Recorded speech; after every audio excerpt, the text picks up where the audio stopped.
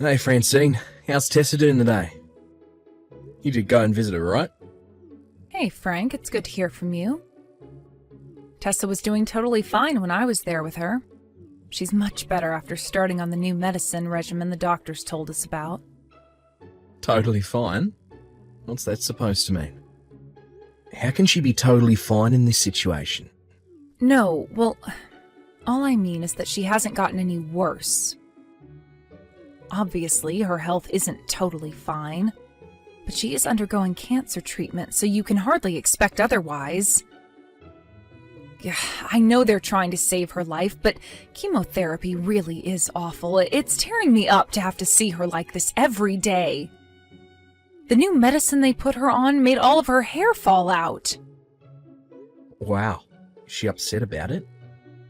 Of course she is. She's still in elementary school. And she's a girl. There's no denying it. She was pretty damn shocked and broken up about the whole thing. It's only natural she would be, right? It would be bad enough for an adult who properly understood everything. She doesn't seem any worse, you say? She didn't seem to be particularly unwell or anything. We should be grateful just for that. We have to take all the victories we can get, no matter how small. I guess, but to be honest with you, I'd be lying if I said it wasn't painful for me to look at her in that state. Her pillow was covered in hair that had fallen out. She's putting on a brave face and pretending she doesn't care, but I'm her mom, and I can tell she's hurting inside. Couldn't take seeing my little princess like that. I had to get out of there, Frank. I left the ward. You did what? You knew this would happen, damn it. The doctors told us her hair would start falling out after the chemo started. It's never going to be a pleasant thing to see, but how could you not have been prepared? It's only natural she'd be shocked after losing her hair. What the hell do you think seeing her parents freak out is going to do to her mental state? She's already vulnerable as it is. She needs us now more than ever. And you left her there? I know that. But it's gonna keep falling out, and quickly too. Before we know it, she won't have any hair left. I can't bear to see her like that. It was horrible. No, of course it's horrible. But don't get me wrong, babe. I totally understand how you feel. But we can't bury our heads in the sand. This is happening, Francine, whether we like it or not. If it's this bad for us, what the hell do you think it's like being Tessa right now? I understand what you're saying, Frank. Ugh. Oh my God, Frank. How long are we going to have to carry on like this? What did she do to deserve this? Why does our poor daughter have to suffer so senselessly? Believe me, I'd love to know the answer to those questions myself. I'm sorry. I never expected myself to get this upset. I think I'm losing my mind. If I start taking things out on you, everything will be totally hopeless. You're exhausted from being with Tess all the time, right? It must take a lot of mental stress to keep yourself composed, seeing her that way. I haven't been able to get to the hospital due to my crazy work schedule, and believe me, I feel pretty crappy about that. It's fine, Francine. It's not a big deal, really. Don't worry about me. I'm sorry. I said don't worry about me. Tessa is more important than me right now. Right. I wonder if she'll really be okay. I'm relieved she didn't seem any worse physically, aside from the shock of losing her hair, what with starting chemo and all. But it was so awful seeing her all broken up like that. You headed over to visit her with your mum and dad this weekend, right? I'll join you guys then. Let me try speaking to her. Let's see if her pops can't cheer her up a little. Right. But you know she hasn't shown much improvement at all since being admitted to the hospital. Don't say anything reckless that might freak her out or my mom out, okay? Of course I won't. But keep an eye on her for me until then, alright? It's bound to be difficult, but we need to be strong for our daughter's sake. She needs us now more than ever. Frank, why would could you even say something like that? Didn't I tell you not to say anything reckless? My mom and dad are furious. I can't believe you said that to Tessa at all, let alone in front of my parents. Oh, that's funny, because from where I'm standing, none of what you're doing makes any sense. That's why I said it. I was wondering whether you'd make an absurd overreaction, and lo and behold, you are. What? This isn't the time to screw around, Frank. Start making sense. Thankfully, Tessa seemed to find your stupid little remark funny, so at least she's not upset, but... What kind of twisted sicko calls their daughter a baldy while she's on chemotherapy? I can't believe you. Come on, Francine. I didn't put it that bluntly, did I? I worded it more kindly than that, and you know it. But why would you need to say that in the first place? Heh, looks like you went bald, sweetie. Oh well. And to think you laughed, too. You're sick. Who says, oh well, to their freshly bald, cancer-stricken 6-year-old? Do you understand how much your foolish little remark just hurt our poor daughter? That poor girl, she is fighting cancer, and the last thing she needs is her own dad insulting her. Poor girl. Give me a break. The only thing upsetting our daughter is your attitude. Is that the way you treat her every time you visit? If I'd have known, I'd have said something earlier. God damn, my boss keeping me at the office does this all the time. My attitude? What the hell does that mean? All we did was visit her. I don't need to be lectured on how to behave around my own daughter by the prick who just insulted her while she lay in a hospital bed. You couldn't be more tragically mistaken. Or endlessly piling sympathy on her like she has hours left to live is what you guys call a visit. If that's the case, you and her parents need to stop visiting her immediately. All you're doing is hurting her by constantly reminding her about what she's going through and how unfortunate she is. You have no right to say that. Do you have any idea how hard it was for me to calm my parents down after you left the room? They even told me to divorce you. Let them say what they like. I don't care. Let me make this clear. You guys are the ones treating her like a pitiful, helpless victim. What's that supposed to mean? The way you're all huddled around her, wailing, oh, you poor, poor thing. Well, it almost made me want to vomit. I felt like I was at a funeral. Good luck, sweetie. I mean, really. Randomly interjecting crap like, I know all your hair might have fallen out, but you don't need to worry about that one bit, into conversations about her favourite cartoons. You're supposed to be making her feel better, not worse. Stop screwing around with our daughter's emotions, Francine. All we're trying to do is stop her being upset. Ugh, what's the point in trying to explain? An insensitive prick like you would never get it. Insensitive? That's rich coming from you. Are you completely oblivious to how much constantly reminding her she has cancer is hurting her? Why does she need you to bring up the fact she has no hair left every 5 minutes? You treat her like she's in a freaking casket already. It hurts to watch. You treat her like a hopeless victim. You act like you're already at her funeral. All you're doing is upsetting her. What are you suggesting I should say then?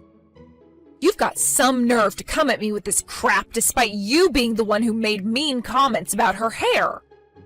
Mean comments? Please, did she even seem remotely upset by what I said? If anything, that's the biggest smile I've seen on her face in weeks. Do you have no idea what that means? This is pointless. I can't take it anymore. We may as well be banging our heads against a brick wall. I'll be staying at my folks' place tonight.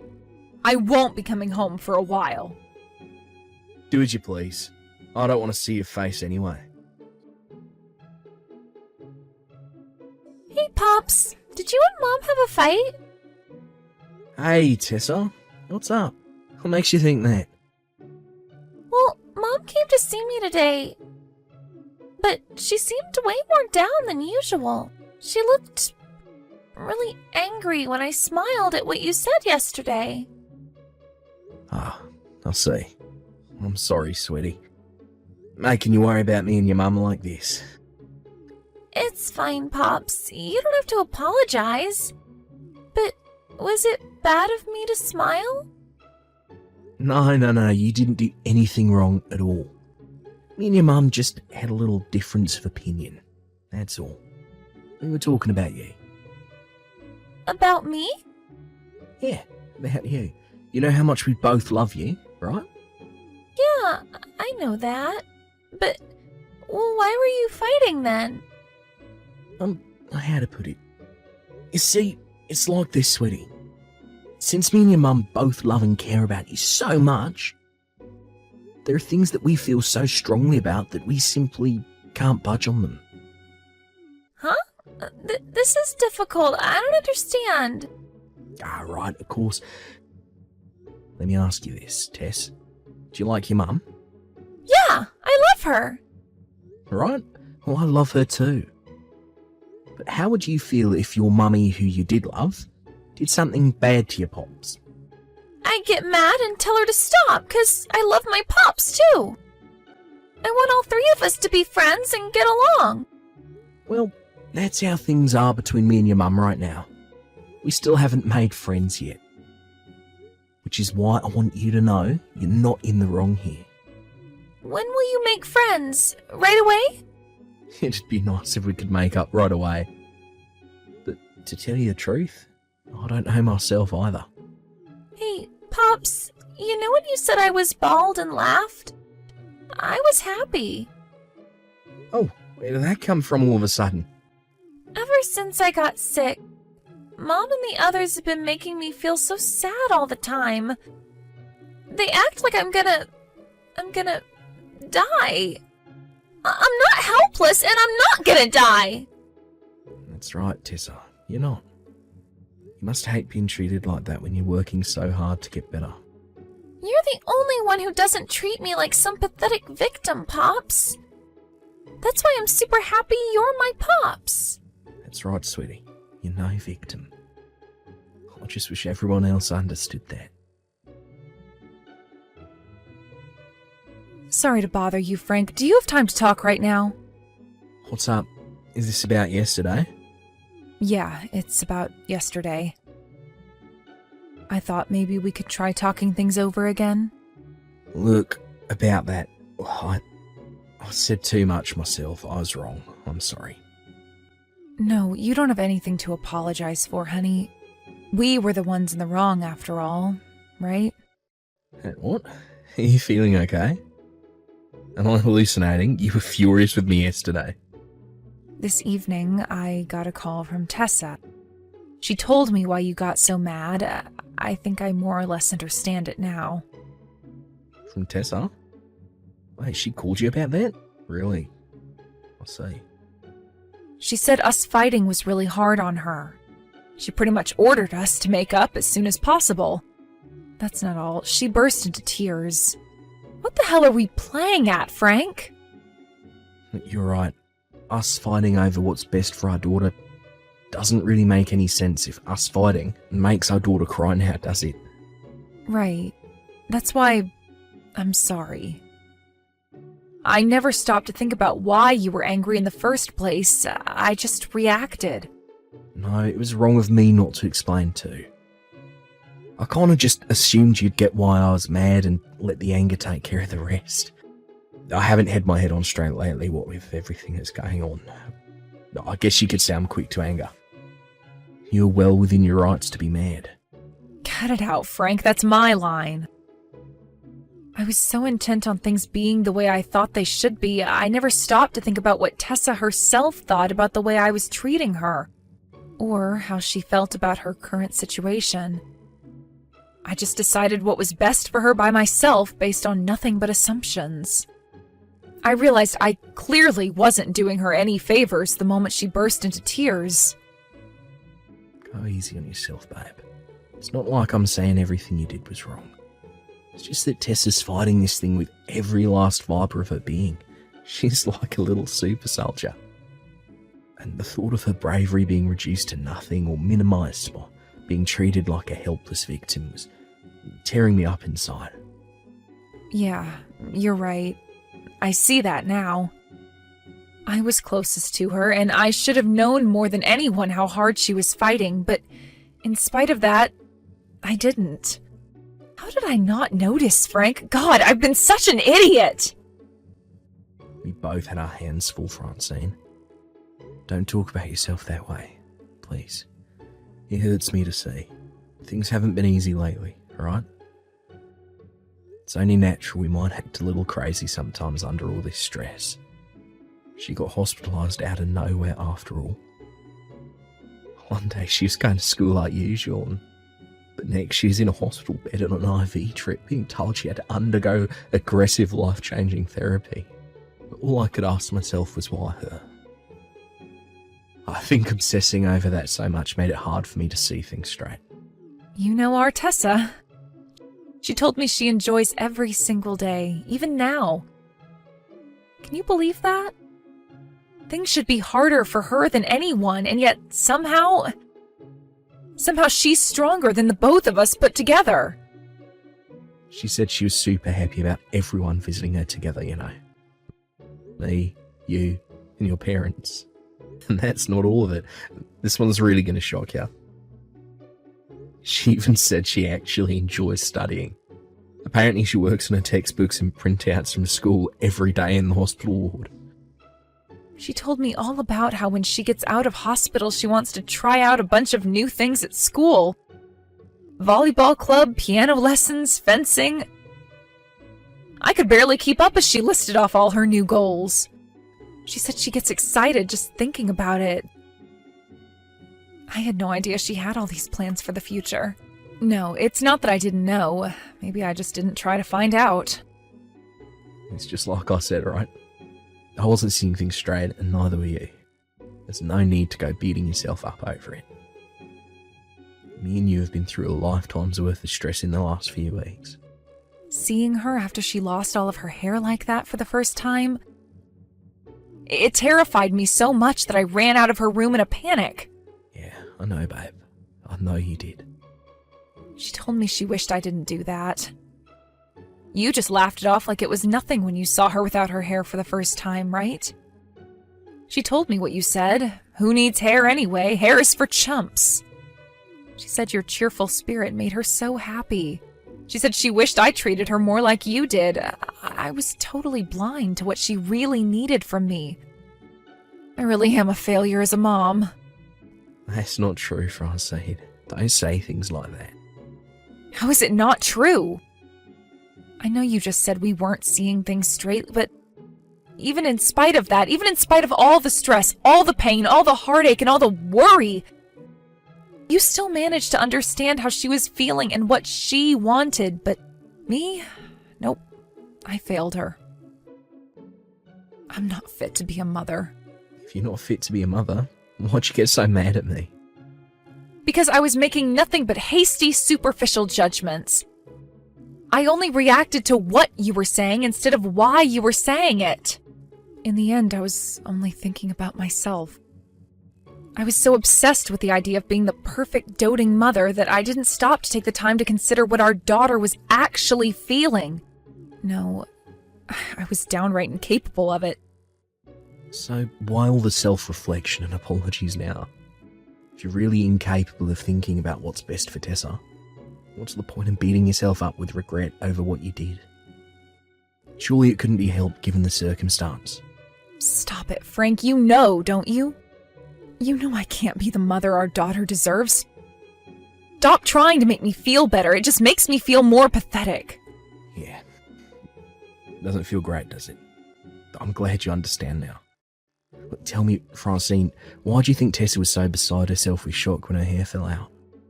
Because she's a girl, surely. But then... No, wait. I guess it must have been pretty damn shocking to see me, her own mom, dart out of the hospital room like a bolt of lightning when I saw how different she looked. It was wrong of me to do that, wasn't it? She said she was upset because she couldn't have the same hairstyle as her mum anymore. It was a shock to her. It made her feel down. Wait, what? She was shocked because she loves you, Francine. She loved having the same hairstyle as you. She was sad and down in the dumps because she couldn't anymore after losing her hair. Do you really think someone who says things like that could possibly hate you? Wow, She said that? Our Tessa said that?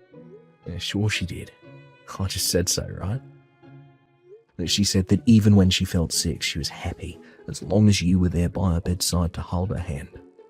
She was so grateful for how you made sure you were always there for her all the time, day in, day out, no matter what. But I was only there by her bedside. It's not like I really even did anything. I didn't even notice how she was feeling, damn it! Even just being by her side at such a difficult time is an amazing thing in and of itself, Francine. No matter how bad her symptoms got, no matter how much you wanted to bolt out of that door and never look back, you didn't. And you stayed by her side the whole time. Only your mother's capable of that. But is this really what's best for her? Someone like me being her mom? Who else is there aside from you? Let me make something. If you talk like this around our girl, she'll burst into tears on you again. She hates the thought of her mum not being around. Right. Frank, thank you. I am Tessa's mother. Of course you are. And we're both going to carry on being there for her, forever and ever. We're going to be there for her so much, she'll get frickin' bored of us. Because the three of us are a family. Me, you, and Tessa. After that, me and Francine successfully kissed and made up, just like our amazing daughter wanted. For Francine, the realisation that she'd been blind to how her daughter was feeling for a while tore her up with regret. But once she noticed just how much Tessa loves her, she became more positive and optimistic about the future.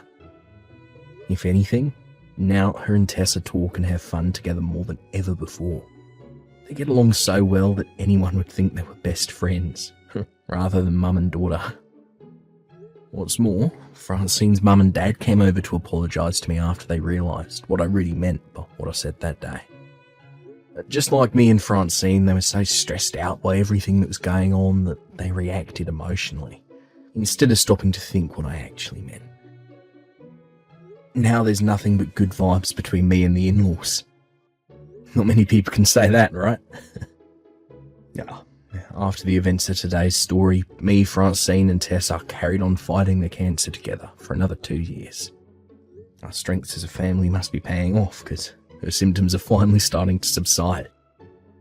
She finally just got the go-ahead to return to school on the condition that she takes it easy and sits out of gym class for a while.